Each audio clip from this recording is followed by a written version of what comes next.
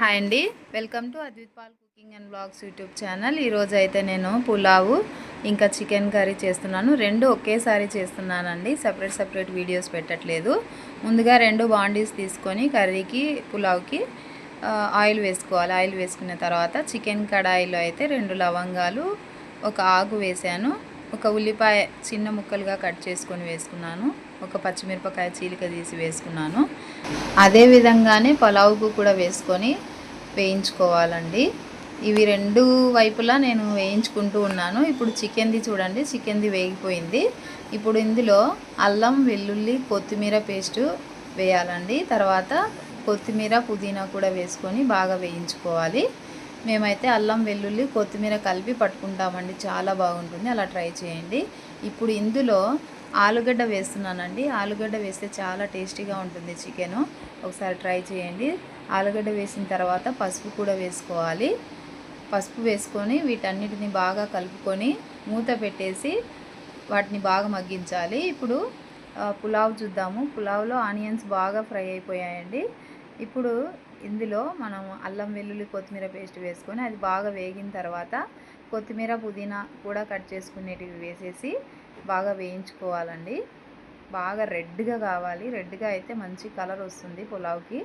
ఇలా చూడండి, ఇలా రెడ్గా అయిపోవాలి. అప్పుడు ఒక గ్లాస్కి 2 గ్లాసుల వాటర్ వేసుకొని అందులో సాల్ట్ కూడా వేసుకొని మూత పెట్టేసుకొని అది ఒక బాయిల్ వచ్చేంత వరకు పెట్టుకోవాలండి. అప్పుడు పులావ్ అవుతుంటుంది. ఇప్పుడు చికెన్ చూసుకుందాం. ఆలుగడ్డలు బాగా మగ్గిపోయినాయండి. ఇప్పుడు ఇందులో మనం కడిగి పెట్టుకున్న చికెన్ని వేసుకోవాలి.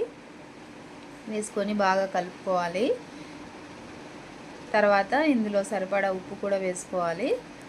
ఉప్పు వేసుకొని బాగా కలుపుకోవాలండి. తర్వాత మూత పెట్టి చికెన్లో ఉన్న వాటర్ అంతా బయటకు వచ్చేంత వరకు ఉడికించాలి. ఇప్పుడు పులావ్ అయితే బాగా ఉడికిపోయిందండి వాటరు. ఇప్పుడు ఇందులో మనం కడిగి పెట్టుకున్న బియ్యాన్ని వేసుకొని బాగా కలిపి మూత పెట్టాలి. చికెన్ అయితే వాటర్ అంతా బయటకు వచ్చేసిందండి, చాలా బాగా ఉడికిపోయింది. అన్నం చూస్తే చూడండి ఎంత బాగా వచ్చిందో పులావు, కలర్ కూడా మంచిగా వచ్చిందండి. ఈ స్టేజ్లో మనము స్టవ్ను సిమ్లో పెట్టుకొని మగ్గించుకోవాలి. ఇప్పుడు చికెన్ని చూస్తే చికెన్ కూడా బాగా వాటర్ అంతా బయటకు వచ్చేసి బాగా ఉడికిపోయింది. ఈ టైంలో మనం ఇందులో కారం సరిపడా వేసుకోవాలి. తర్వాత నేను మళ్ళీ అల్లం కొత్తిమీర వెల్లుల్లి పేస్ట్ వేస్తున్నాను. తర్వాత ఎండు కొబ్బరి పొడి వేసాను. తర్వాత ధనియాల పొడి వేసాను. మేమైతే వేరే మసాలాలు ఏవి తినమండి, అందుకని ఇవి మాత్రమే వేసుకుంటున్నాము.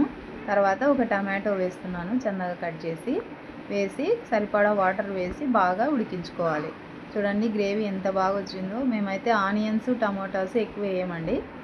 చూడండి పులావ్ కూడా ఎంత బాగా వచ్చేసిందో, పొడి పొడిగా చాలా కలర్ఫుల్గా వచ్చేసిందండి, చాలా బాగుంటుంది. ఒకసారి మీరు కూడా ఈ పద్ధతిలో ట్రై చేయండి. రాయలసీమలో అయితే ఇలాగే చేసుకుంటారు.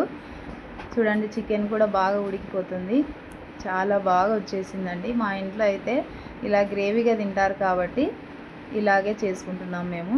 ఇలా రాయలసీమ స్టైల్లో మీరు కూడా ఒకసారి ట్రై చేసి చూడండి, చాలా బాగుంటుంది. ఇందులో ఆలుగడ్డలు వేసినందుకు ఇంకా ఎక్కువ టేస్ట్ వస్తుందండి. ఇంకా వంకాయలు కూడా వేసుకోవాలి. తర్వాత మెంతాకు కూడా వేసుకుంటే దీనికి డబల్ టేస్ట్ వస్తుందండి. ఒకసారి మీరు కూడా ట్రై చేయండి. మా Rayalaseema style chicken and pulao try చేసి ఎలా వచ్చిందో కామెంట్ చేయండి.